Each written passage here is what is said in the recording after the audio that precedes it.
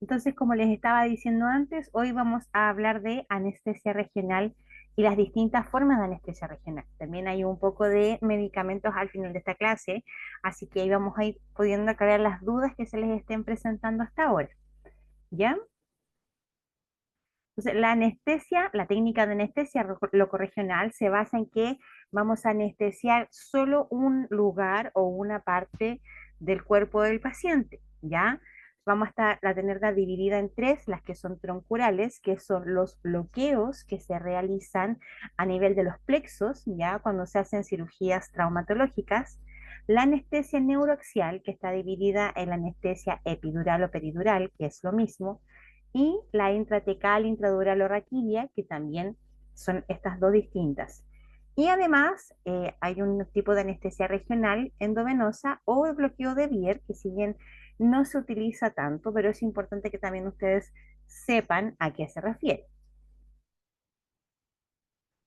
Entonces, lo que yo les estaba diciendo, ¿cierto? Troncural, que es un bloqueo en un plexo nervioso, que generalmente es la anestesia que acompaña a una espinal o a una intratecal. Durante una cirugía traumatológica, el anestesista decide bloquear, o sea, rodear el plexo del nervio con anestésicos.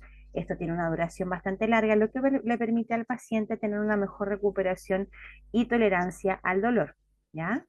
La anestesia neuroaxial, que va a estar dividido, ¿cierto?, en las epidurales o peridurales, que es lo mismo, y la intratecal o intradural. La gran diferencia es dónde van colocadas y el tipo de bloqueo que entregan. Lo vamos a ver un poquito más adelante en esta clase eh, con mucha calma, porque me interesa muchísimo que sepan claramente cuál es la diferencia entre una y la otra.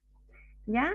Y la regional o de bloqueo de Bier, que se utiliza solo en extremidades superiores o inferiores, que es con un vaciamiento de la extremidad, se coloca un torniquete que generalmente es un manguito de presión, ¿ya? Y se coloca un anestésico que irradia solamente a estos lugares. Se utiliza generalmente en cirugías pequeñas, como por ejemplo en la toma de alguna muestra de tumor de alguna falange, ¿ya? Entonces son anestesias cortitas, no está indicada para lo que son cirugías más largas. Entonces, lo primero que tenemos que saber de la epidural o peridural, ¿cierto? Que no va dentro de la médula, sino que va en un espacio virtual, o sea, un espacio que el anestesista construye, ya que es el espacio epidural sin perforar la dura madre. Va a tener un efecto más lento. ¿Qué quiere decir esto? El anestesista va a puncionar al paciente o a la paciente, ¿ya? Y la anestesia no la va a sentir inmediatamente, no va a sentir que no puede mover las piernas, no va a sentir el alivio del dolor inmediato, sino que va a ser un poco más lento. Y también los cambios hemodinámicos que están asociados a esta anestesia, o sea, la hipotensión que puede provocar, también es de aparición más lenta. ¿Cuál es la característica de esta anestesia? Que entrega un bloqueo sensitivo, pero no motor. O sea, en palabras simples, la paciente no le duele, ¿ya? Por eso que es un bloqueo sensitivo, pero se puede seguir moviendo. Este tipo de anestesia es la anestesia de elección para lo que son los trabajos de parto, ¿ya? Porque nos permite dejar colocado un catéter en la espalda del paciente o de la paciente y se le puede ir inyectando más anestesia a través de este catéter. Se pincha una sola vez, se hace la técnica una sola vez y podemos tener varias multidosis de anestesia durante el trabajo de parto. Ahora, este tipo de anestesia también es de alta elección en cirugías que son largas y que se necesita manejo de dolor posoperatorio. Ya, por ejemplo, a un paciente se le coloca un catéter peridural, se opera con anestesia general, pero después, en recuperación, al paciente se le conecta una bomba de infusión continua con morfina, por ejemplo, a través del catéter de peri, para poder hacer el manejo del dolor. ¿Ya? Entonces, en palabras simples, la epidural o peridural, que es lo mismo, ya entrega bloqueo sensitivo, pero no motor. El paciente no le duele, pero se puede mover. La Ale me pregunta por interno si sirve para las cirugías vasculares. Va a depender del tipo de cirugía, porque hay tantos procedimientos vasculares como endovasculares ya que va a depender de la elección del anestesista. Entonces, ahí no te podría decir a ciencia cierta sí, sino que va a depender del tipo de cirugía y de la duración y del paciente. ¿Ya? Va a ir directamente relacionado con eso. Entonces podemos ver en esta imagen, para que hagan un símil, que la anestesia peridural ya es como cuando nosotros colocamos una inyección intramuscular. Ya no va en el torrente sanguíneo, sino que va en un músculo. Es muy parecido a lo de la peridural, va en este espacio que está entre la columna, ¿cierto? Y el canal de la médula espinal. El anestesista va a necesitar ciertos insumos para poder hacer esta técnica y se le deja colocado este catéter al paciente. Otra característica, que como yo les decía antes, es que permite el uso continuo, ¿ya? También se puede usar en combinación con anestesia general, como ya se los había explicado. Entonces, es mayoritariamente usada en el trabajo de parto y en cirugías de gran extensión horaria. Tenemos en estas imágenes, ¿cierto?, que el paciente puede ir en posición sentado, ya, en posición fetal, o puede ir de ladito también con las rodillas muy hacia el pecho y la perita muy escondida hacia adelante, ¿ya? Vamos a revisar en detalle los insumos que se utilizan para esta anestesia un poquito más adelante. Bueno, como ustedes podían ver, lo que hace el anestesista es colocar este catéter y nosotros tenemos que tener todo lo necesario para la fijación de este, para que no se vaya a desplazar ni se vaya a salir, ya sea durante el trabajo de parto o durante la cirugía. La anestesia espinal o raquidia, que también tiene como nombre intratecal o intradural, ya la gente, nuestros pacientes la conocen mucho más como raquidia, ¿ya? En este caso, esta anestesia perfora la dura madre y el aracnoides, que son las estructuras que recubren el canal medular, ¿ya? Y se introduce anestésico en este espacio, donde se mezcla con el líquido cefalorraquídeo. Entonces, el anestesista punciona este lugar y tiene que esperar a que salga líquido cefalorraquídeo que es transparente. Ellos le llaman agua de roca, ¿ya? Porque es un líquido clarito y transparente. Ahora, esta anestesia va a tener un efecto mucho más rápido, ¿ya? O sea, el paciente va a dejar de sentir las piernas en unos, no sé, de 2 a 5 minutos, pero también las complicaciones hemodinámicas aparecen mucho más rápido, ¿ya? Este tipo de pacientes tiende a hipotensarse de manera mucho más rápida. En palabras simples, la espinalorraquídea ya me va a entregar bloqueo sensitivo y motor, a diferencia de la peridural. Ya al paciente no le va a doler, pero tampoco va a poder mover las piernas. Entonces, este tipo de anestesia lo podemos asimilar con una inyección endovenosa, así como la peri la podemos asimilar a lo que es una anestesia, una inyección, perdón, intramuscular. Esta la podemos asimilar con lo que es una anestesia, una inyección, perdón, endovenosa, porque es mucho más rápido. Entonces, el doctor va a buscar el espacio entre las vértebras, ya generalmente entre la L1 y la L4, él va a buscar el espacio en el que le quede más cómodo, ya va a poner el trocar, la aguja de raquidia, va a esperar a que salga el líquido cefalorraquídeo, porque eso quiere decir que está en el lugar correcto, y va a proceder a inyectar la solución anestésica. Ahora, esta no es de uso continuo, esta se pincha una sola vez. Si queda mal colocada, la única opción sería o volver a pinchar al paciente o colocarlo en anestesia general. Entonces, en esta imagen ustedes pueden ver en estas dos líneas rojas la diferencia de lugar de dónde va la anestesia espinal, que es la que se combina con líquido cefalorraquídeo, y la anestesia epidural, ¿ya? Puede ser pregunta de alguna interrogación o de alguna prueba cuál es la diferencia entre ambas. Entonces, primero es súper importante, la anestesia espinal se mezcla con líquido cefalorraquídeo y entrega bloqueo sensitivo y motor.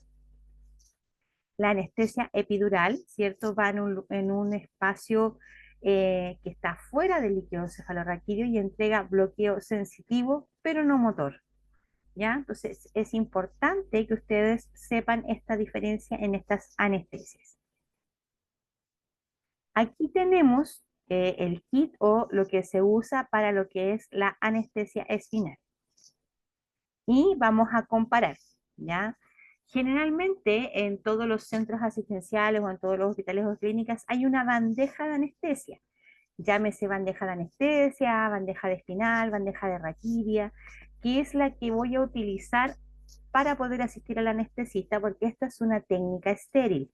Vamos a mirar primero lo que son los insumos de la anestesia epidural, ¿ya? Se utiliza un set de Perifix o un set de peridural o un trocar de peridural. Esto puede cambiar de nombre según el lugar donde estemos trabajando. Podemos utilizar un trocar 16 o 18, lo mismo que el catéter. El trocar es la agujita que va a entrar en la espalda y el catéter es la manguerita que queda fijada. La jeringa de baja resistencia es una jeringa bastante particular, ya porque el doctor la conecta al trocar y va revisando si la jeringa le hace resistencia o no, para saber que está en el espacio correcto. La aguja 25 es una aguja chiquitita que se utiliza para hacer una pápula de anestesia, que es una pápula. El doctor va a colocar un poquito de lidocaína bajo la piel, lo que va a infiltrar esta zona para que el trocar de peri, que es más grueso, no le moleste tanto al paciente. También es necesario tener Tegaderm o tela para poder fijar lo que es el catéter. ¿Qué usamos en esta anestesia de medicamentos? Lidocaína al 2%, bupivacaína de 50 miligramos, que es la ampollita de 10 cc, y suero fisiológico de 20. Además deberíamos tener compresas, clorexidina o povidona y guantes estériles para el anestesista. ¿Por qué? Porque en este tipo de anestesia hay que hacer un lavado de la espalda y después el anestesista tiene que pincelar la espalda, ¿ya? En cuanto a lo que es la técnica de la raquidia, la misma bandeja nos sirve, pero aquí cambiamos de trócares, ¿ya? Los trócares pueden ser 21, 23, 25, 27, según la preferencia del anestesista, ¿ya? Necesitamos aquí tener jeringas de 3 y jeringas de 5. A veces también se puede incluir una jeringa de 10. La misma aguja 25 nos va a servir para poder hacer la misma pápula de anestesia de lidocaína en la piel del paciente. Además, vamos a necesitar bupivacaína hiperbárica, que es una ampolla chiquita que tiene 12 Cs, la misma lidocaína al 2%, suero fisiológico de 20 y también se puede agregar en este caso fentanilo. Eso va a depender del anestesista. Seguimos necesitando guantes estériles, las compresas y la clorexidina o povidona. Ojo chiquillos, y esto es súper importante que lo sepan de aquí en adelante. Las compresas que se usan en anestesia son responsabilidad de anestesia y no se deben mezclar bajo ninguna circunstancia con el conteo de las compresas que son de la pabellonera y la arsenalera, del lado de la cirugía. Entonces, cuando ustedes vayan a hacer sus prácticas de anestesia a lo que es el pabellón, fíjense en cómo se hace el manejo de compresas del lado de anestesia. Ya si se eliminan fuera del pabellón, si se eliminan en un tacho distinto, si no se usan compresas, ya porque es súper importante para que esto no afecte el conteo de compresas de la cirugía. ¿Qué complicaciones pueden tener estas anestesias, tanto la peridural como lo es la espinal? Cefalea posfunción dural o punción de la dura madre, ya que en este caso los pacientes presentan dolor de cabeza constante posterior a la cirugía. La profe Romy nos agrega que en algunos lugares hay compresas con cinta roja para anestesia y compresas con cinta azul para cirugía. Eso, gracias Romy, es súper importante fijarnos en cómo funciona el pabellón, sobre todo para todos los que no son de pabellón, ¿ya? Porque va a ser un mundo totalmente nuevo. Bueno, la Romy nos agrega una buena práctica es cortar la cinta de las compresas de anestesia para diferenciarlas de la de cirugía. Hay distintas técnicas, ¿ya? Entonces, por eso es súper importante que se fijen, porque como lo vamos a ver más adelante en nuestras clases, Ale, hay que hacer un conteo. Las compresas vienen, no tengo nada, a ver, vamos a imaginar que este es un paquetito de compresas, ¿ya? No tengo ninguno justamente cerca ahora. Sí, no, no hay problema, Ale, por eso te lo explico. Entonces, aquí adentro van a venir 1, 2, 3, 4, 5 toallitas que son las compresas, ¿ya? En cirugía, la arsenalera y la pabellonera tienen que llevar un conteo riguroso porque estas compresas pueden entrar y salir de la cavidad del paciente. Y si una de estas se quedase adentro del paciente, em, podríamos causar un evento adverso, ¿ya? Entonces, en anestesia tiene que haber, aparte de lo de cirugía, no pueden mezclarse porque si no podemos incurrir en un error. ¿Ya? No sé si se queda un poco más claro lo que me estabas preguntando, Ale. Sí, ya. Lo que pasa, Marcela, es que hace, no sé, pues cuando yo también empecé en el pabellón hace ya muchos años, todas las compresas eran lo mismo, pero hoy en día se ha decidido separar porque anestesia no usa tantas y es preferible que estén aparte del conteo de lo que es cirugía de la arsenalera y la pabellonera para poder disminuir la probabilidad de errores.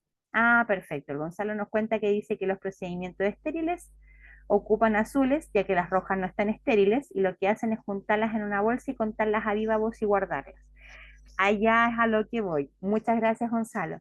A saber que cuando ustedes vayan a sus prácticas se van a tener que fijar en cómo se manejan las compresas, ¿ya? No lleguen y desechen compresas, no lleguen y las dejen en un lugar particular sin antes haber preguntado para poder saber cómo se maneja ese pabellón, ¿ya?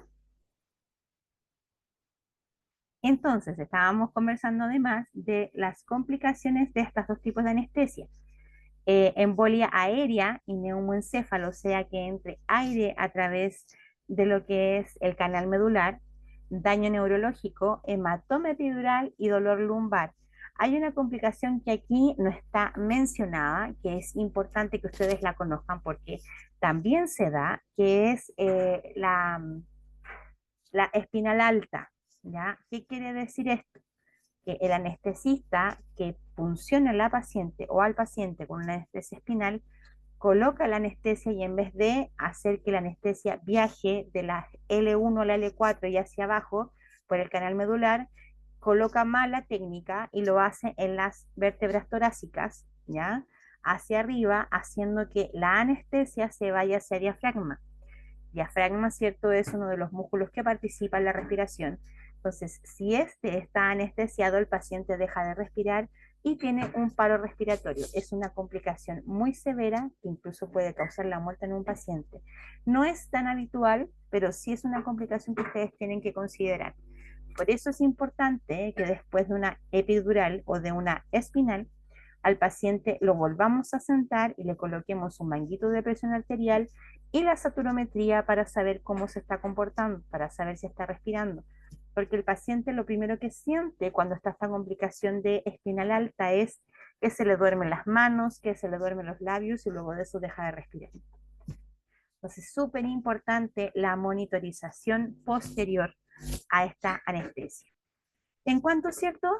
Dejando las anestesias neuroaxiales para hablar de la anestesia troncular, es un tipo de anestesia, ¿cierto?, que va a eliminar la sensibilidad de un plexo nervioso y que se utilizan muchísimo en las anestesias traumatológicas, aunque no por eso solamente se utilizan ahí. Se pueden utilizar en otras cirugías. ¿Qué requerimientos tengo yo para poder utilizar, para poder hacer esta anestesia? El paciente debe estar monitorizado, debe haber un aseo de la zona funcional de cualquiera de los lugares de plexo, una aguja de plexo o estimuplex que van en medidas de 50, 80 y 100, pegada en mediano, gel conductor, jeringas de 20, en estas jeringas de 20 va a estar cargado lo que el anestesista nos haya pedido, bupivacaína que puede ser solo con suero o bupicolido y en algunos casos incluso se les coloca dexametasona. Insisto en que la combinación o la posología, lo que se prepare para esta anestesia, lo indica el anestesista. Para esta técnica, además, necesitamos el ecógrafo, porque el anestesista bajo visión ecográfica busca el plexo nervioso que va a bloquear, ¿ya?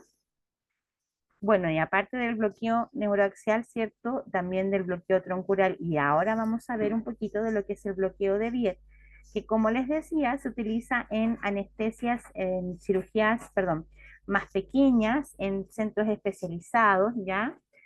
Se produce analgesia en una parte distal del miembro, como ustedes pueden ver aquí, lo que se hace es colocar un manguito para sacar toda la sangre de lo que es esa extremidad y colocar una anestesia que va a solo circular en ese lugar para poder hacer la cirugía que necesite el paciente. Recuerden que todos los insumos de los que hablamos en esta clase los vamos a revisar el sábado con la profe Romina, ¿ya? O sea, no, vamos a reunir los insumos, vamos a mostrarles, los vamos a abrir, los vamos a manipular, para que ustedes sepan qué es qué cosa. Ahora vamos a ver fármacos de uso frecuente en anestesia, ¿ya? Entonces, aquí vamos a necesitar muchas drogas y que son administradas en distintas etapas. Pero a la vez es necesario tener conocimiento de la que puedo usar en caso de que haya alguna complicación o que se modifique la técnica anestésica. Generalmente los errores ocurren cuando damos todo por sabido, ¿ya? Y generalmente nosotros tenemos que estar preparados para el plan A, B, C, D, E, F, G. Tenemos que más o menos saber qué pasa si una anestesia no funciona, si un medicamento se necesita más de la cuenta, ya hay que tener harta información en ese sentido, que se va haciendo mucho más simple cuando voy haciendo la práctica. Vamos a tener que hay anestésicos locales, analgésicos que son opioides porque vienen derivados del opio, ya hipnóticos, hay medicamentos para revertir el bloqueo neuromuscular, están los bloqueadores neuromusculares y están las drogas vasopresoras. El momento en el que el paciente está en pabellón es un momento muy lábil hemodinámicamente, ya que existen muchos factores que pueden hacer que los signos vitales del paciente se alteren, no solo los anestésicos, sino que también los quirúrgicos. Los anestésicos locales van a dar lo que es la pérdida de sensibilidad en un lugar del cuerpo, ¿ya? Los más comunes que vamos a tener en pabellón son la lidocaína y la bupivacaína. Ahora, la bupi dura más en el tiempo que la lido, y a diferencia de ambas, es que la lido la puedo usar endovenosa y la bupivacaína jamás, ¿ya? Solamente va eh, por peridural, por espinal o por bloqueo, pero no por la vena. A diferencia del alido, que la puedo usar a nivel de piel, que la puedo usar en la anestesia espinal o peridural, pero que además la puedo usar endovenosa. Ahora, el alido tiene un efecto más lento, a diferencia de la bupi, que hace un efecto más rápido. Los analgésicos opioides son una mezcla que va a contener una droga narcótica, ¿ya? Y un analgésico. Por ejemplo, la morfina, la codeína, la papaverina, la noscapina son opioides, ¿ya? E inclusive la droga que es la heroína es un derivado de la morfina y todos estos medicamentos crean dependencia narcótica, ¿ya? Los opioides van a ser su efecto en el sistema nervioso central. Por ejemplo, los opiáceos, que son derivados del opio más conocidos, está la morfina, los que les mencionaba antes, y los opioides, que son un fármaco que tiene un principio del el opio, son la morfina, la metadona, el fentanil, el remifentanil y la petidina. Hay algo que me gustaría mencionarles, que no está aquí en el TPT, no es pregunta de prueba, pero es importante que ustedes lo sepan. Hay una gran cantidad y que no se habla mucho de lo que es el abuso por parte del personal médico de este tipo de medicamentos. La facilidad que tiene un técnico de anestesia de poder manejar opiáceos, de poder manejar relajantes, de poder manejar analgésicos inhalatorios, hace que haya cierta cantidad de estos mismos y de anestesistas inclusive que tengan tendencia a lo que es la drogadicción con estos medicamentos. Como recomendación, chiquillos, las cosas se pueden solucionar de una manera distinta. Nunca pongan en riesgo su trabajo por una salida rápida y poder tener acceso a estas drogas, ya sea para venta, ya sea para uso personal. No, nuestros medicamentos son para nuestros pacientes, ¿ya? Traten siempre de que cuando se sientan superados por alguna situación, cuando se sientan que las cosas no van como ustedes quisieran, cuando la frustración gana, porque es súper fácil decir que nos va súper bien y que los turnos nos estamos afiatando bien y que estoy contenta en el pabellón. No, hay cosas que causan frustración, hay momentos en los que uno quiere tirar la toalla, hay momentos en los que todo se ve bastante nublado. No tomen una salida simple ya con lo que son el abuso de medicamentos, a eso quiero llegar. Siempre traten de que haya una red de apoyo para ustedes y si no la hay, buscarla, ¿ya? Para que así no tengan este tipo de problemas. Vamos a tener que la morfina, por ejemplo, que la vamos a usar para el tratamiento del dolor e incluso se utiliza como prevención del dolor en algunas cirugías, tiene un alto potencial de adicción y de dependencia física y va a producir depresión respiratoria. El paciente que la utiliza, el anestesista tiene que fijarse que puede dejar de respirar en algún momento. El paciente se empieza a quedar dormido profundamente. El fentanilo, que es lo que vamos a utilizar muchísimo en pabellón, es de acción corta y de inicio rápido, tiende a acumularse con dosis repetidas en cirugías prolongadas. Su primo, que es mejor, es como mucho más concentrado, es el remifentanil, que tiene una gran acción analgésica, o sea, aparte de dormir al paciente, le va a quitar el dolor. Tiene un inicio rápido, menor a 90 segundos, y de acción muy corta. Entonces, no se va a acumular en el organismo y en este caso el remifentanil se utiliza en una infusión continua. El tramadol, que es más conocido por todos nosotros, es utilizado para el tratamiento del dolor moderado o severo. Y el naloxona o el Narcan es un medicamento que por favor márquenlo, subrayenlo por ahí, es un antagonista específico para los opioides. Eso quiere decir que si tenemos un paciente que está haciendo una reacción profunda a algún tipo de opioide, ¿cómo lo voy a recuperar? ¿Cómo lo voy a revertir? Es con naloxona. Dentro de los fármacos hipnóticos, que son fármacos que tienen la propiedad de producir sueño y pérdida de conciencia en el paciente, con un estado similar al sueño profundo, pero que, ojo, no le quita el dolor. ¿Se acuerdan lo que conversábamos en la clase del lunes?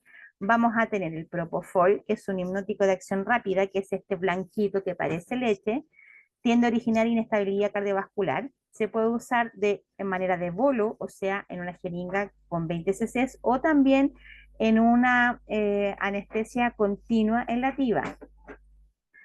El etomidato produce hipnosis sin analgesia, o sea, el paciente se va a dormir, pero le va a doler. Es importante, eso sí, que marquen por ahí que el etomidato se utiliza muchísimo en pacientes de emergencia porque no va a tener depresión cardiovascular, o sea, los pacientes que vienen sangrando, pacientes que vienen hemodinámicamente inestables, yo puedo utilizar el etomidato y no voy a tener alteración tan profunda de lo que son los signos vitales. La ketamina, ya, es muy potente hipnótico, sedante y analgésico. Se utiliza de preferencia en las UCIs y en pacientes de grandes quemados, ¿ya? Ahora, es una anestesia disociativa porque el paciente, como efecto adverso, puede tener alucinaciones cuando se utiliza, ¿ya? Entonces, también se utiliza para analgesia cutánea, se emplea en inducción y mantención anestésica. El midazolam es una benzodiazepina que se va a utilizar como presedación o sedación intraoperatoria en cirugías cortitas como son las oftalmológicas o para acompañar una anestesia espinal. También se puede utilizar en la UCI. Como inicio de acción, generalmente son 3 minutos y tiene, eso sí, acciones anticonvulsivantes, ansiolíticas y amnésicas. Los pacientes en los que se utiliza midazolam tienden a no recordar qué fue lo que pasó. Este medicamento es el que se utiliza para las endoscopías. Ya se le pasan 2 o 3 miligramos endovenosos, dependiendo del paciente, em, para poder alcanzar esta etapa en la que el paciente esté relajado, ¿cierto? Y no se acuerda de qué fue lo que pasó. Ahora, importante, chiquillos, todos estos medicamentos y todos estos efectos que yo les cuento funcionan en el paciente ideal. ¿Qué quiere decir eso? Ese paciente que no consume ningún medicamento, ese paciente que no consume ningún tipo de droga. ¿Por qué? Porque todos estos medicamentos, fármacos hipnóticos, se van a comportar de manera distinta en aquel paciente que usa medicamentos para dormir, en aquel paciente que usa medicamentos para tratar ciertos tipos de procesos ansiosos y también en los pacientes que utilizan cualquier tipo de droga. La cantidad y el comportamiento es lo que cambia. ¿Ya? Un paciente normalmente con 80 miligramos de propofol se va a dormir. pero un paciente que es adicto a drogas duras, ¿ya? Voy a pasarle los mismos 80 y va a estar conversando, le voy a pasar 200 y va a seguir conversando, le voy a pasar 250 y recién va a empezar a tener un poco de sueño, e incluso hay algunos que empiezan a hablar mucho más, como que el propofol los activara para conversar en vez de dormirse. ¿Ya? Entonces es importantísimo el dato que el paciente le entregará anestesista y como conversábamos el otro día, se suele ocultar mucha información. Finalmente, lo que nosotros tenemos que hacer es decirle al paciente que esto va en su beneficio. No es nada más que eso. Dentro de los bloqueadores neuromusculares que más se utilizan en el pabellón, vamos a tener la succinilcolina, que es un relajante muscular de acción ultra rápida, porque va a causar efecto entre 30 y 60 segundos. Entonces, en ese periodo, el anestesista podría, sin ningún inconveniente, intubar al paciente, ¿ya? Pero obviamente esto tiene que ser una combinación de medicamentos. El paciente tiene que estar dormido y sin dolor para que yo le pueda relajar la musculatura y poder intubarlo. El otro medicamento que se utiliza bastante es el Tracrium o atracurio, o bencilato de atracurio también dice alguno de los ampollitas. Este tiene una acción de entre 1 y 2 minutos y dura entre 20 y 35. Ahora se va a ir repitiendo la dosis en lo que son los pacientes de cirugías largas y este es el más utilizado en los pacientes pediátricos. El bromuro de rocuronio, o también conocido como esmerón, tiene un inicio entre 2 a 3 minutos y dura de 40 a 60.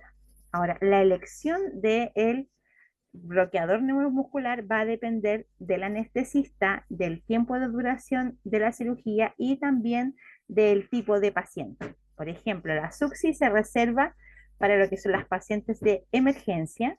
El atracurio se utiliza más en pacientes pediátricos y el rocuronio es el estandarizado que se utiliza más dentro de pabellón. En las drogas vasopresoras vamos a encontrar la adrenalina y la epinefrina, que es un vasoconstrictor y estimulante cardíaco, y lo vamos a utilizar en casos de urgencia vital como son las anafilaxias, la hemorragia profusa e incluso el paro cardíaco. La noradrenalina me va a permitir incrementar la presión sanguínea, entonces la voy a utilizar en pacientes que están con un choque hipovolémico, ¿ya? Que estén sangrando profusamente o que en la cirugía vayan a sangrar, se prepara una bombita de noradrenalina y se conecta a las vías venosas del paciente. Dentro de los gases anestésicos, ya tenemos que entender que este gas se vaporiza fácilmente. La presentación que tienen es una presentación líquida, ya, y a través de la máquina de anestesia pasa por un proceso en el que se calienta este líquido y se vuelve gas, y es entregado a través de gas al paciente. No son inflamables, no son explosivos, ya, y pasan al paciente a través del circuito de anestesia. ¿Ya? Vamos a tener que el isoflorano, el sevoflorano y el deflorano son los que más se utilizan, además de una combinación con óxido nitroso o protóxido. Llegamos a la parte interesante. Vamos a hablar, no es que nada de lo más sea interesante, todo es interesante. Vamos a hablar de la bandeja básica o la bandeja estándar, ¿ya? La bandeja básica de anestesia tiene que estar siempre preparada para cualquier tipo de procedimiento de pabellón y debe contener 3 medicamentos. Debe contener atropina, que es el medicamento que se va a utilizar en caso de que el paciente le baje la frecuencia cardíaca, la efedrina, que es el medicamento que se va a utilizar en caso de que al paciente le baje la presión, y la lidocaína, que la vamos a utilizar en caso de necesitar intubar al paciente, ¿ya? Entonces, esos tres, o incluso a veces solo la atropina y la efedrina se utilizan en algunos lugares, son la bandeja de anestesia básica. El sábado la vamos a preparar porque lo que más nos interesa es que ustedes sepan esto que está marcado en las etiquetitas, que son el miligramaje. Ahora, ¿por qué? Porque necesitamos saber cuánto tiene por cada cc este medicamento, porque los anestesistas les van a pedir que pasen los medicamentos por miligramos. Por ejemplo, les van a decir que le pasen 0,5 miligramos de atropina. Y vamos a nosotros tener que saber que esos son 5 cc's. Lo mismo pasa con la efedrina, que queda en 6 miligramos por ml, ¿ya? Y vamos a hacer ciertos ejercicios como los que tienen en el trabajo, ¿cierto? De saber cuántos son 12 de efedrina, cuántos son 18, 36. Y lo mismo pasa con la lidocaína. Quiero detenerme aquí y preguntar, en cuanto a la bandeja básica, ¿hay alguna duda?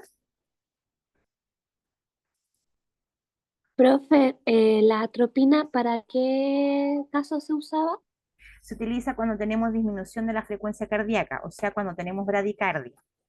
El sábado, si ustedes se fijan ahí en la bandejita, voy a llevar estas mismas etiquetas, no sé si se alcanza a ver ahí en la cámara. ¿Ya? Por ejemplo, esta dice atropina. Yo sé que la Dávila tiene cada uno sus pabellones, pero les voy a llevar mi cajita de etiquetas de anestesia para que podamos trabajar. No van a trabajar en grupos grandes. Todos van a tener la oportunidad de cargar un medicamento y tener clara la dilución y miligrama aquí. Vamos a hacer un par de ejercicios ese mismo día por grupos, ¿ya? Entonces, ese día, por favor, si hay alguna duda que no logremos resolver aquí o en realidad les resulta muy complejo entenderlo, lo vamos a terminar de resolver ese día. Vamos a ver entonces disolución de fármacos frecuentes en anestesia, ¿ya? Vamos a ir hablando de cada medicamento y vamos a ir hablando de la dilución que tienen. Es importante, y lo voy a seguir repitiendo en reiteradas ocasiones, es el anestesista el que indica la dosis, pero nosotros como técnico de anestesia tenemos que saber la dilución. Por ejemplo, la succinilcolina tiene dos presentaciones, ¿ya? Una presentación en ampolla líquida, donde vienen 100 miligramos, que es el total, en 5 ml. ¿Ya? Entonces, si yo divido esos 100 en 5, me quedan 5 ml por cc, o sea, 20 miligramos por cc, perdón. Ahora también tiene una presentación que es polvo liofilizado, o sea, polvo para diluir. En ese caso, en ese frasco, yo diluyo ese polvito en 5 cc o en 5 ml y me queda la misma dilución, 20 miligramos por cc. En cuanto al atracurio, tiene dos presentaciones. Hay una presentación que son 25 miligramos en 2,5 y otra presentación que son 50 miligramos en 5. Sé que va a ir sonando chino mandarín, pero insisto, cuando lo practiquemos va a ser más fácil. La de 25 miligramos, ¿ya? Que es una ampolla que es de 2,5, se diluye a 5, o sea, se completa hasta 5 cc y me van a quedar 5 miligramos en cada cc.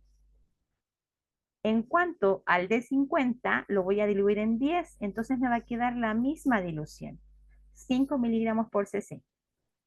¿Por qué es tan importante? Porque el doctor me va a decir, pásale 15 miligramos de atracurio.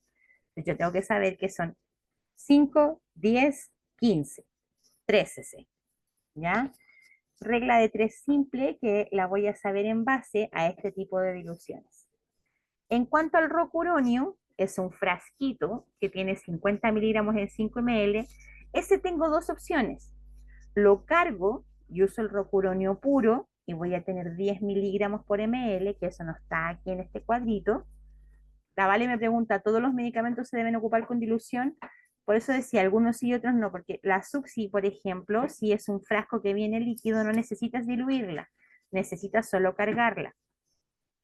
El atracurio, hay algunos anestesistas que el de 50 solo lo cargan. ¿Qué es importante en ese caso? Vale, que si tú solo cargas el contenido, sepas cómo te van a quedar los miligramos por ml. Ese es como el ejercicio mental.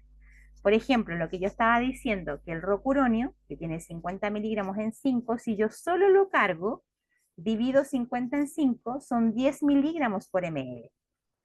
En cambio, si esos mismos 50 los diluyo en 10, me van a quedar 5 miligramos por ml. En todo caso, a medida que vayan a dar su pasantía de anestesia, les recomiendo desde ahora que anden con una libretita pequeña para que puedan tomar apuntes. Ahí van a ir anotando si el medicamento se diluye o no se diluye. Y podemos ir anotando la posología, o sea, cuántos miligramos por ml quedan de ese medicamento.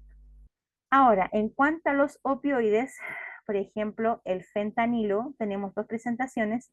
Tenemos una presentación que son 100 gamas en 2 ml que si yo lo cargo, me quedan 50 gamas por ml. Y el Fenta de 500 gamas, que viene en 10, lo voy a cargar en dos jeringas de 5, ¿ya? O lo puedo cargar en una jeringa de 10, pero en ambos casos me van a quedar 50 gamas por ml. La única excepción a la regla del fentanil es en algunos casos en oftalmología donde que es de 2 ml, se diluye en 10 y quedan 10 gamas por ml, pero eso es para usarlo más chiquito o en pacientes pediátricos también. El remifentanil, que es más concentrado, ya viene en presentaciones de 1 miligramo y de 2 miligramos. Cuando yo recién partí haciendo anestesia, partí en la maternidad, donde en la maternidad nosotros hacíamos solamente anestesias espinales y las anestesias generales eran de emergencia. Cuando teníamos un desprendimiento de placenta, cuando venía un procúbito de cordón, una prosidencia de cordón, que son patologías serias de la maternidad. Entonces, todo lo de anestesia general era así como para ahora ya, para ayer, una inducción rápida. Entonces, a mí me costó mucho, de hecho, me acuerdo que alguna vez me echaron de un pabellón porque presenté un tubo endotraqueal al revés.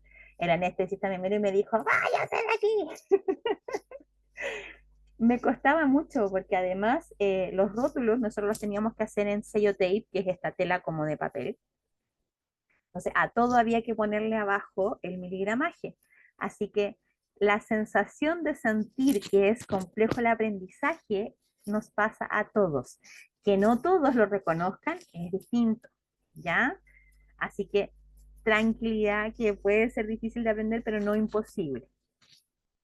Como dicen por ahí algunos memes, una lloradita y a seguir, así mismo. Estaba yo hablando entonces del remifentanil, que hay que tener mucho, mucho ojo, chiquillos, en el caso de las anestesias generales sportivas, que es esta maquinita en la que se pone una jeringa grande con una bajada especial. Si el anestesista va a querer remifentanil de 1 o de 2 miligramos, es muy importante que tengan mucho cuidado con eso. El frasco de 1 miligramo se diluye en 20 y el frasco de 2 miligramos se diluye en 40. Y la jeringa que utilizamos es una jeringa de 50 ml. La morfina, que se va a utilizar generalmente en lo que es recuperación, se va a diluir en 10 cc y va a quedar 1 miligramo por ml y se va a utilizar para tratamiento del dolor postoperatorio. Y a veces sin diluir se utiliza de manera subcutánea para el tratamiento del dolor de los pacientes. Ahora, algunos analgésicos, ya, para que vayamos conociendo la presentación, vamos a tener el ketoprofeno, que son 100 miligramos, que puede venir en polvo liofilizado o puede venir en ampollitas de 12 cc. El ketorolaco, que son 30 miligramos en 1 ml, y el metamisol, que son 1000 miligramos o 1 gramo en 12 cc. La dosis va a ser según lo que el anestesista me indique, ¿ya? Y la preparación de este medicamento va a ser también según esa indicación. Por ejemplo, si yo tengo un paciente pediátrico de 6 años al que me indicaron pasarle 200 miligramos de metamisol, tengo que hacerme la vida fácil y estos 1000 los voy a cargar en 10, porque así me van a quedar, los voy a completar con solito, me van a quedar 100 miligramos por ml y voy a pasarle solo 2. Y así voy a cumplir con la indicación de pasar 200. Siempre piensa en la manera más fácil de dilución. Lo mismo pasa, por ejemplo, con el ketorolaco, que yo lo tengo en 1 ml, pero es más fácil en una jeringa completarlo hasta 3 cc y lo divido, 30 lo divido en 3 y me van a quedar 10 miligramos por ml. O sea, sí es más fácil cumplir con la indicación en el caso de los pacientes pediátricos. El propofol ya va a tener dos presentaciones. Voy a tener presentaciones al 1% y del 2%. Ya este no se diluye nunca y solo se carga en jeringas para poder utilizarlo. La ketamina es un frasco multidosis, entonces generalmente saco la cantidad de cc que voy a necesitar, son 500 miligramos en total. Entonces tengo que saber que cada cc tiene 50 miligramos. Saco un cc y lo completo con 4 más de suero fisiológico, completando 5, y me van a quedar 10 miligramos por cc. Y el midazolam tiene dos presentaciones, una ampollita de 5 miligramos en 1 ml, que se lo diluyo en suero fisiológico en 5 cc's, ¿ya? Y me va a quedar 1 miligramo por ml. Y tengo otra presentación que es más compleja, que es más grande y que no se utiliza tanto, que son 15 miligramos en 3 cc.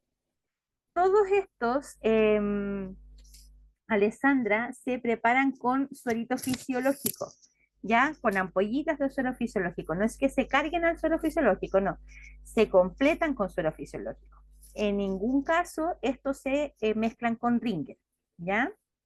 A no ser que el anestesista me diga colócalo en el ringer, que puede pasar con los analgésicos como lo son el ketorolaco, la dipirona y el ketoprofeno. Pero todo el resto, cuando yo digo que se diluyen, se les saca suerito fisiológico a la ampolla y se completan hasta cierta cantidad. En la evaluación del día sábado, ¿entrarán las disoluciones? Sí, van a entrar, Stephanie, pero van a entrar no al principio de la clase cuando ustedes no hayan hecho la práctica, sino que al final de la clase, cuando Romina y yo nos hayamos dado el tiempo de solucionar todas las dudas con respecto a las diluciones, ¿ya? Está complejo lo de los medicamentos. Ale, sí, no puedo decir que no, porque sí, es una parte compleja, pero insisto, hay mucho de esto que ustedes no usan diariamente. Entonces, una vez que ustedes lo vayan usando diariamente, va a ser más simple. Siempre el primer encuentro con este tipo de conocimientos es complicado. Sí, hay BIC, como dice Juan Manuel, que se preparan con analgesia, ¿ya? Y van a poder también verlas cuando se realice la recuperación. Ahí se manejan más que todo, pero también ahí se preparan bajo lo que es la indicación anestésica. ¿Se puede entrar con calculadora pequeña al taller? No sé si sea necesaria, pero si quieres llevarla, llévala, no tengo ningún inconveniente, ¿ya? Pero ahí te vas a dar cuenta que una vez que yo voy marcando mis etiquetas con el miligramaje, ya que es lo que vamos a hacer, resulta un poco más fácil el cálculo, pero si tú te sientes más cómoda con la calculadora, llévela, no hay problema. ¿Desde qué hora hasta qué hora el día sábado? Débora, no hay problema. Ahí la Madeline te contestó. Desde las 14 hasta las 18:30 y recuerden que nos vamos a juntar en el hall del edificio, ya se me olvidó la letra del edificio, donde están los pabellones y más o menos, edificio D. Muchas Edificio D, gracias, primer Madeline. piso. Muchas gracias. No es que a mí se me olvida, tengo Alzheimer también a rato. En el hall del edificio D, más o menos entre un cuarto para las 2, 20 para las 2, para que podamos subir todos juntos al pabellón, porque la enfermera a cargo ese día nos asigna pabellones, donde nosotros vamos a trabajar.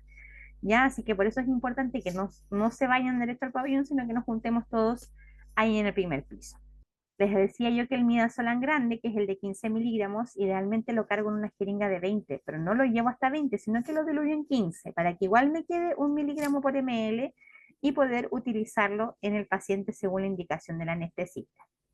Tenemos otros dos medicamentos que son antieméticos, que son el ondansetron, ¿cierto?, que tiene dos presentaciones de 4 miligramos y de 8, y los utilizo según indicación médica, sin diluir en los pacientes adultos. Y el droperidol, que son 5 miligramos en 2 ml, los diluyo hasta 5 y me queda 1 miligramo por cc, y lo voy a utilizar también según la prescripción anestésica.